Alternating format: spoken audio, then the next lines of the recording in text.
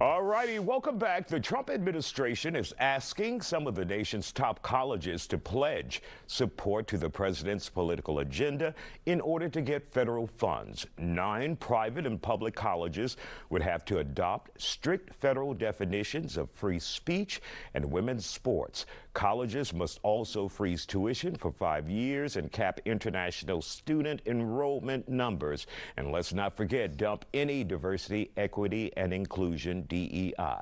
Joining us to talk about it, educational consultant Brian Roberson and educator Arnetta Murray. Arnetta, first of all, what do you think about this? Oh, I think it's really crazy, really ludicrous, to be honest, because basically what he's saying is that, you know what, if you don't do this, if you make sure DEI is not talked about, basically saying, hey, do these racist moves, then I'll pay you. But if you decide to go against what I'm saying, you're not getting no money. That's basically what he's saying.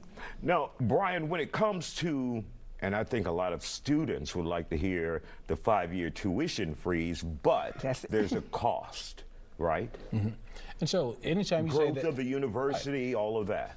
So anytime you can freeze tuition, most people will be happy. But when you're saying that you have to align to a certain ideology, you have to cut certain programs, the diversity of what we say at many institutions, especially the one institution in the state of Texas, UT Austin, was mentioned. The diversity that that campus have, but now we're saying international students, we're going to ban them or keep them out, and that's going to hurt your engineering programs and your science and your STEM. And so that's not what we want to see. So yeah, I can afford to go to an institution, but the institution has fallen out of any due bounds of ideology, so I don't know what I'm paying for and what I'm getting on those campuses. And will we see many colleges and universities run into financial problems as a result of the schools essentially being closed to students who are from another country? Yes, we have a lot of international students that pour into our schools and do great work, make our schools better. But to say, no, we only want the students who are already here. But then when you look at what we've seen over the last few months, the federal government and the Department of Education is holding back money. So it has you in a chokehold. But now the lifeline, I'll give you a little air and I'll release a little bit if you agree to come to my side. And it's the same thing we see from this president. You have to pay to play, and you play his games, he'll pay you in return. But if I dismantle everything, if I take everything away to get something back, you have to agree to my terms. This is his style of negotiation, and it's detrimental to our campuses. Arnetta, is this sustainable in a country where you have to pay to play? And will people rise up and say enough is enough? And do they have the power, because Congress is powerless at this point? I'm hoping that people will take a stand. I know it's not easy. I know the money is limited, but the only thing we have are our voices. We have to fight.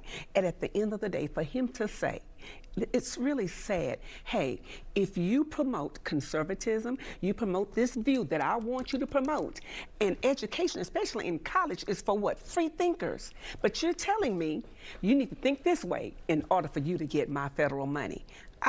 That's really scary in this day and time. And Brian, what we have seen in the past, as many conservatives say, colleges and universities here in this country have been the bastion for liberalism.